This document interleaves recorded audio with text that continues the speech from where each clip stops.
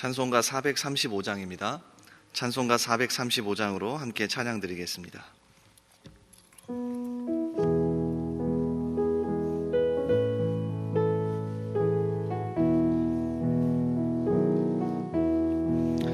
나의 영원하신 기업 생명보다 귀하다. 나의 갈 길 다가도록 나와 동행하소서. 주께로 가까이 주께로 가오니 나의 갈 길 다가도록 나와 동행하소서. 세상 부귀 안일함과 모든 명예 버리고 험한 길을 가는 동안 나와 동행하소서. 주께로 가까이 주께로 가오니 나의 갈 길 다가도록 나와 동행하소서. 어두운 골짝 지나가며 험한 바다 건너서 천국 문에 이르도록 나와 동행하소서. 주께로 가까이 주께로 가오니 나의 갈 길 다가도록 나와 동행하소서.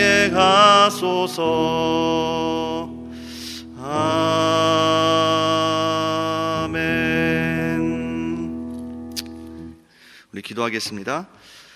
살아계셔서 오늘도 역사하신 하나님 감사합니다. 특별히 오늘 우리에게 생명 주시고 이 새벽을 깨워 나오게 하시니 더 감사합니다. 새벽부터 사모하는 마음으로 나왔으니 이 시간 말씀 들을 때에 하나님의 음성을 듣게 하시고 또 이 시간 기도할 때에 우리의 기도에 응답하여 주옵소서. 그래서 이 새벽부터 은혜 충만한 가운데 맡겨주신 오늘 하루를 믿음으로 승리하게 하옵소서. 주님, 우리 대한민국을 먼저 불쌍히 여겨주시기를 원합니다. 어려운 가운데 있습니다. 복잡한 국제정세 또 코로나로 어려운 대한민국을 붙잡아 주옵소서.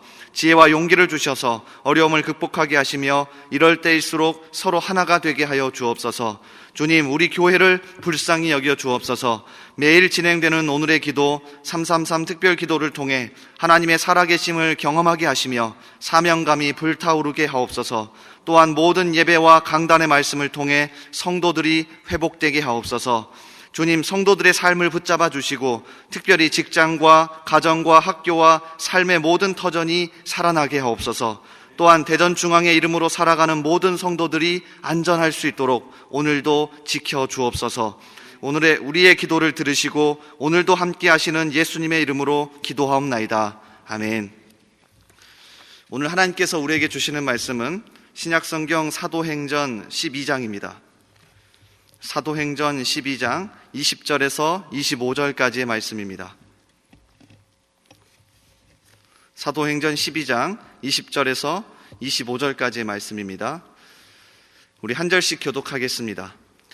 헤롯이 두로와 시돈 사람들을 대단히 노여워하니 그들의 지방이 왕국에서 나는 양식을 먹는 까닭에 한 마음으로 그에게 나와 왕의 침소 맡은 신하 블라스도를 설득하여 화목하기를 청한지라. 헤롯이 나를 택하여 왕복을 입고 단상에 앉아 백성에게 연설하니 백성들이 크게 부르되 이것은 신의 소리요 사람의 소리가 아니라 하거늘 헤롯이 영광을 하나님께로 돌리지 아니하므로 주의 사자가 고치니 벌레에게 먹혀 죽으니라. 하나님의 말씀은 흥왕하여 더하더라. 바나바와 사울이 부조하는 일을 마치고 마가라 하는 요한을 데리고 예루살렘에서 돌아오니라. 아멘. 이 새벽을 깨워 나오신 여러분을 진심으로 환영하고 또 축복합니다. 이 시간 강력한 말씀의 은혜와 또 기도 응답의 역사가 있기를 소원합니다. 오늘 사도행전 12장 20절에서 25절의 말씀을 같이 읽었는데요. 누가 겸손할 수 있는가? 누가 겸손할 수 있는가라는 제목으로 같이 말씀 나누겠습니다. 오늘 함께 읽은 이 말씀은 내용은 아주 간단합니다. 일단 제일 마지막 절인 25절은 13장으로 넘어가는 연결고리 역할을 합니다. 25절이 이렇게 끝이 나죠. 바나바와 사울이 부조하는 일을 마치고 마가라 하는 요한을 데리고 예루살렘에서 돌아오니라. 안디옥 교회로 돌아왔다라고 이야기합니다. 그래서 실제로 13장부터는 안디옥 교회를 중심으로 이방 선교가 본격적으로 펼쳐나갑니다. 그래서 마지막 절은 13장으로 연결하는 연결고리와 전환점 역할을 합니다. 자, 그리고 나머지 20절부터 24절의 내용도 아주 간단합니다. 이 헤롯이라고 하는 왕이 하나님 앞에서 교만하여 죽음을 맞이하죠. 23절입니다. 헤롯이 영광을 하나님께로 돌리지 아니하므로 주의 사자가 고치니 벌레에게 먹혀 죽으니라. 특별히 헤롯 왕이 백성들 앞에서 거만하게 연설하는 장면을 보면 그가 하나님 앞에서 거들먹거리고 교만하여 벌을 받는 것처럼 보이기도 합니다. 자, 21절부터 보면 헤롯이 나를 택하여 왕복을 입고 단상에 앉아 백성에게 연설하니 백성들이 크게 부르되 이것은 신의 소리요 사람의 소리가 아니라 하거늘 헤롯이 영광을 하나님께로 돌리지 아니하므로. 그래서 이 모습만 보면 겉으로 교만한 헤롯이 하나님께 벌을 받는 것처럼 보입니다. 그런데 이것이 전부가 아닙니다. 만약 하나님 앞에서 거들먹거리며 겉으로 영광을 돌리지 않는 것 때문에 벌을 받는 거라면, 그리고 이것이 교만함의 전형적인 모습이라면 우리는 겉으로 충분히 교만하지 않은 척 할 수 있습니다. 그러니까 수수한 옷을 입고 사람들 앞에서 하나님께 두 손 벌려 영광을 돌렸다면 헤롯이 죽지 않았을까요? 저는 이 모습을 한 5년, 6년 전에요, 정말 뼈저리게 경험한 적이 한 번 있습니다. 2015년, 그러니까 대전 국군 믿음교회, 유성구에 있는 자운대에 있는 교회인데요. 이 교회에서 근무할 때였습니다. 하루는 군종병이 오더니 웃는 표정으로 저에게 이렇게 이야기하는 겁니다. 목사님, 기독교, 천주교, 불교 3개 종파 중에서 기독교가 가장 인기가 좋습니다. 저는 목사였기 때문에 기분이 좋았습니다. 이유가 뭐야? 하고 물었더니 아주 단순했습니다. 바로 목사, 신부, 법사의 차량 때문이었습니다.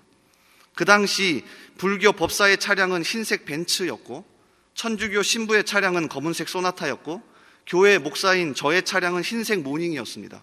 그러니까 병사들이 입구를 들락날락거리는 신부, 법사, 목사의 차량을 보고는 자기들끼리 판단한 겁니다.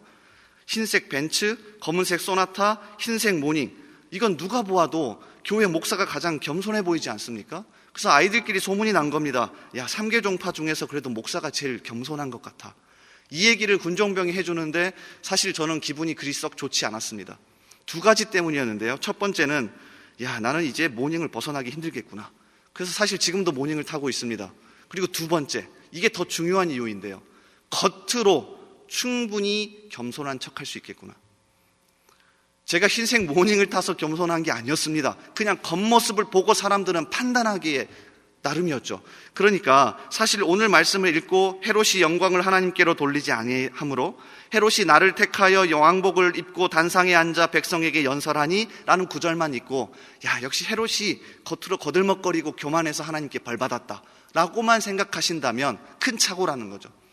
사실 12장 1절부터 읽어보시면 헤롯이 왜 이 시점에서 벌을 받는지를 정확하게 알 수 있습니다. 그러니까 겉으로만 하나님께 교만했기 때문에, 겉모습이 하나님 앞에 거들먹거렸기 때문에 우리가 교만과 겸손을 판단해서는 안 됩니다. 그리고 더 중요한 이유가 사실 오늘 말씀 속에 숨어 있습니다. 12장 마지막 부분, 오늘 우리가 읽은 부분은 12장 전체의 결론과도 같습니다. 12장 1절이 이렇게 시작하죠. 그때에 헤롯 왕이 손을 들어 교회 중에서 몇 사람을 해하려 하여. 헤롯 왕이 등장하면서 시작했다가 오늘 12장 마지막에는 헤롯 왕이 죽으면서 끝이 납니다. 그러므로 이 헤롯 왕과 관련된 부분을 잘 보셔야 오늘 말씀을 더 잘 이해할 수 있습니다.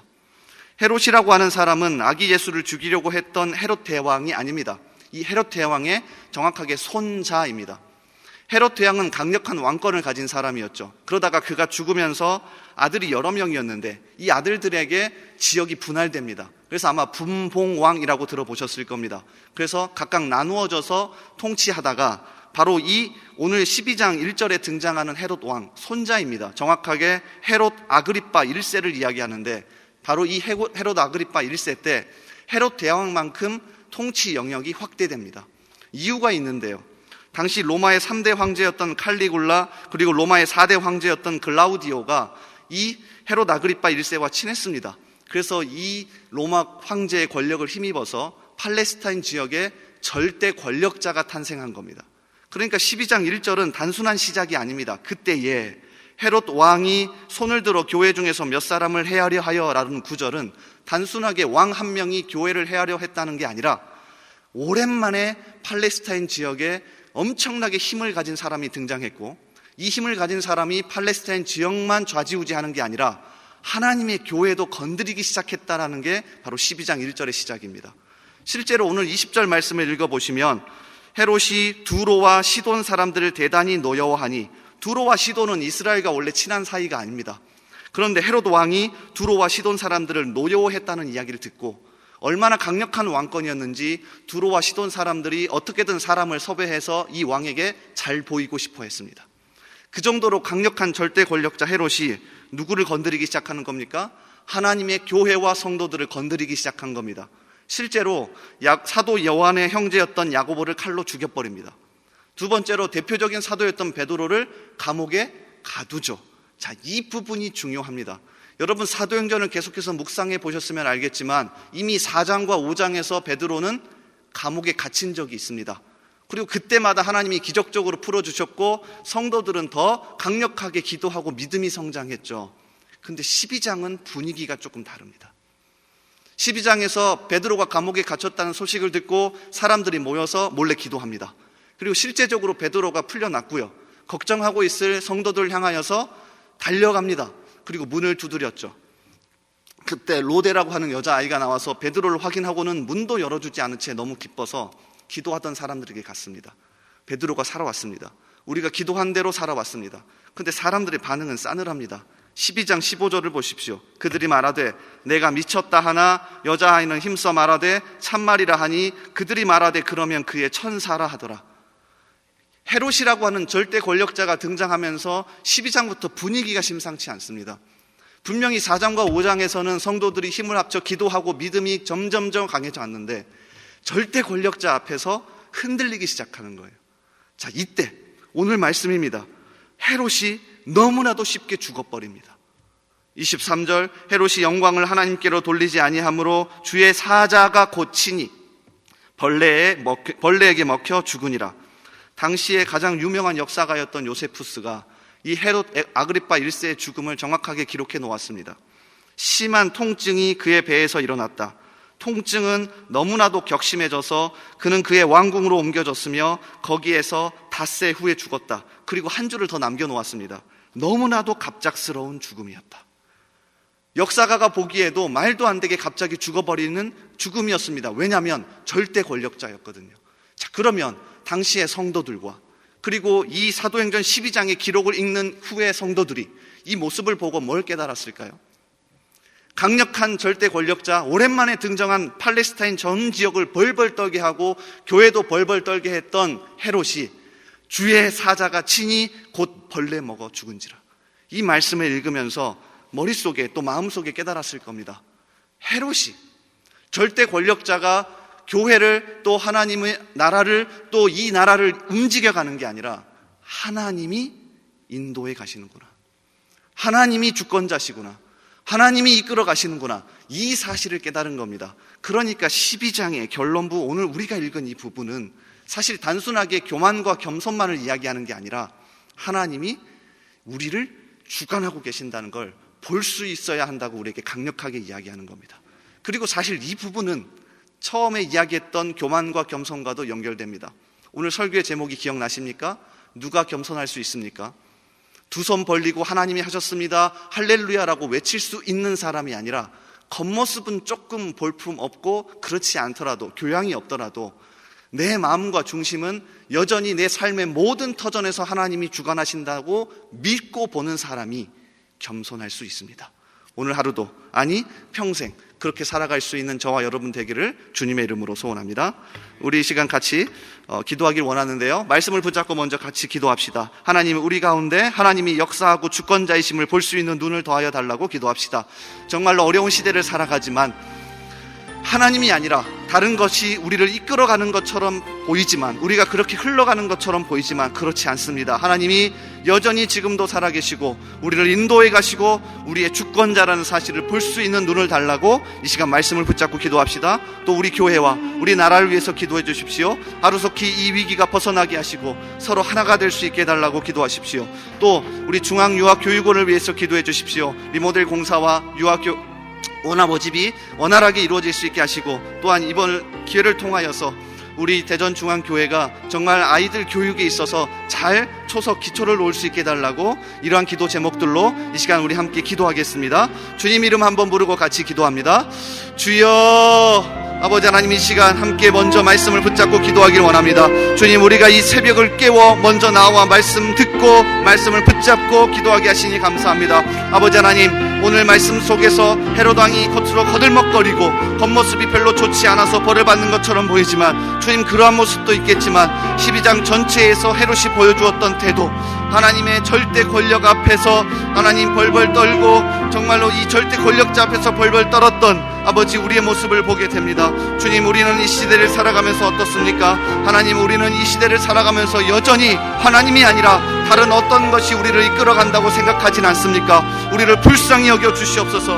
우리의 마음을 불쌍히 여겨 주셔서 이 시간 기도할 때에 우리의 생각과 우리의 마음을 바꾸시고 하나님이 우리를 인도해 가시고 하나님이 우리를 이끌어 가신다는 생각으로 주님 살아갈 수 있기를 원합니다. 우리의 가운데 성령 충만케 하시고 오늘도 승리케 하여 주시옵소서. 주님, 이 눈을 열어주셔야 겉으로 교양인 척하고 곁으로 겸손한 척하는 것이 아니라, 주님 어떻게든 주님 앞에 나와서 정말로 하나님이 나의 인도자입니다, 하나님이 나의 이끌어 가시는 분입니다라고 고백할 수 있는 사람이 주님 겸손한 사람입니다. 우리가 그렇게 살아가길 원하오니 함께하여 주시옵소서. 또 우리 교회와 아버지 우리 나라를 붙잡아 주시길 원합니다. 우리 교회를 붙잡아 주시옵소서. 우리 나라를 붙잡아 주시옵소서. 서로 하나가 되게 하시고 서로 손가락질하는 것이 아니라 오히려 우리가 더 엎드려 기도하게 하여 주시옵소서. 특별히 대전중앙유아교육원을 기억하여 주셔서 드림 퀴즈를 기억하여 주셔서 리모델 공사와 잘 마무리되게 하시고 원화모집도 잘 되게 하시며, 특별히 주님 이 기회를 통하여서 다음 세대 교육이 더욱더 활성화될 수 있도록 주여 붙잡아 주시고 아버지 함께하여 주시옵소서. 주여 인도하여 주시옵소서. 우리 계속해서 기도합니다. 매주 월요일은 특별히 성도들의 가정과 지역사회를 위해 기도하는 날입니다. 이 시간 기도하실 때 이번 한 주간도 모든 성도들의 가정이 하나 되고 자녀들이 형통하며 영육간 강건하도록 성도들의 생업과 사업장마다 하늘 문을 여시고 복 내려 주시도록, 성도들이 서는 곳마다 예수님의 향기를 나타내어 지역사회가 복을 받도록, 그리고 계속해서 담임 목사님을 위해 기도해 주시고 함께 동역하시는 장로님들과 교육자들이 사랑으로 하나 되어 온 교회가 성령으로 충만한 가운데 부흥의 역사를 이루게 해달라고 성도의 가정과 지역사회를 위해 합심으로 기도하신 후에 자유롭게 기도하시면 되겠습니다. 이 시간 기도하실 때 먼저 저를 따라해 주시기 바랍니다. 주여 문을 열어 주옵소서. 주여 문을 열어 주옵소서. 주여 문을 열어 주옵소서. 우리 주님 이름 한번 부르고 계속 기도합니다. 주여, 아버지 하나님, 이 시간 우리 성도들의 사업을 열어주시옵소서. 가정을 열어주시옵소서. 지역사회 가운데 우리가 영향력을 끼치기를 원합니다. 성도들이 예수의 향기 되기를 원합니다. 아버지 하나님, 월요일